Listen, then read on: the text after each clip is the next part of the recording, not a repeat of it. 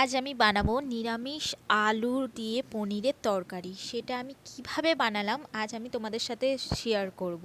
এটা আমার মাসি আমাকে বানিয়ে খাইয়েছিল, তো আমার খুবই ভালো লেগেছিলো, তাই জন্য আজ আমি তোমাদের সাথে বানিয়ে সেটা শেয়ার করছি কিভাবে বানানো যায়।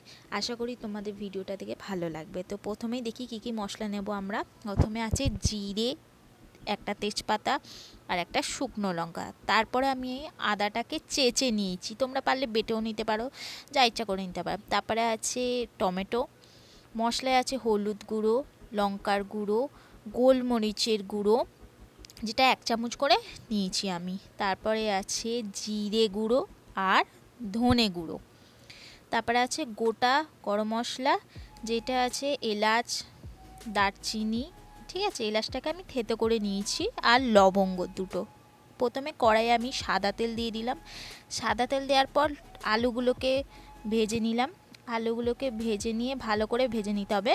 ভেজে নেওয়ার পর আলুগুলো লাল লাল হয়ে এলে আলুগুলো তুলে নেব। তুলে নেওয়ার পর তারপরে আবার একটু সাদা তেল দিয়ে পনিরগুলো ভালো করে ভেজে নেব। ঠিক আছে, পনিরগুলো ভাজা হয়ে গেলে পনিরগুলোকে তুলে নেবো। বেশি লাল লাল করবে, আমার কড়াটা বেশি গরম হয়ে গেছিলো, ওই জন্য পনিরগুলো একটু একটু লাল বেশি হয়ে গেছিলো, কিন্তু বেশি ভাজতে হবে না।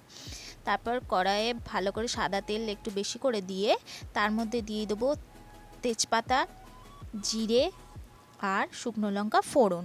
তার মধ্যে দিয়ে দেবো গোটা গরম মশলা, যেটা আমরা রেখেছিলাম।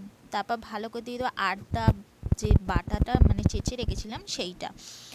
ভালো করে ভেজে নেবো যাতে ওর কাঁচা গন্ধটা চলে যায়, যাতে ওর কাঁচা গন্ধটা না বেরোয় সেরকম ভেজে নেবো। তারপর দেবো হলুদ লঙ্কা গুঁড়ো, তেলের মধ্যেই দিয়ে দেবো যাতে রঙটা খুবই ভালো আসবে এতে। তেলের মধ্যে দিয়ে ভালো করে নাড়িয়ে নেবো। নাড়িয়ে নেওয়ার পর দিয়ে দেবো টমেটো কুচি দেওয়ার পর তারপর ভালো করে মিক্স করে নেবো।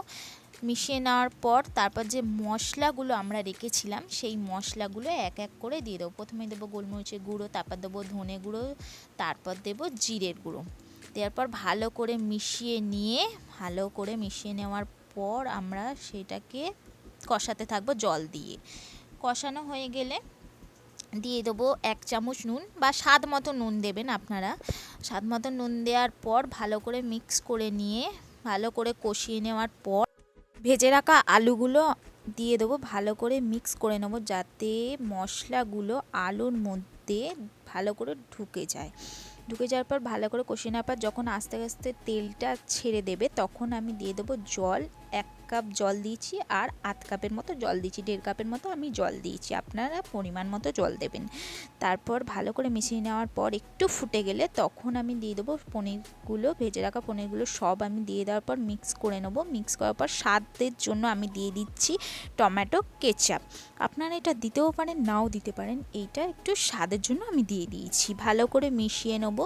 মিশিয়ে নেওয়ার পর ফুটে এলে আমি দেখবো আলুটা সেদ্ধ হয়েছে নাকি। আলুটা যেই সেদ্ধ হয়ে যাবে ওর মধ্যে লাস্টে দিয়ে দেবেন 1 চামচের মতো ঘি দিলে খুব সুন্দর একটা স্মেল ছাড়ে, যেটা এখন ছাড়ছে, খুবই ভাল লাগছে গন্ধটা।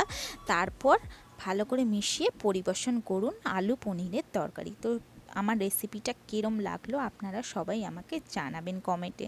অনেক অনেক ধন্যবাদ আমার ভিডিওটা দেখার জন্য।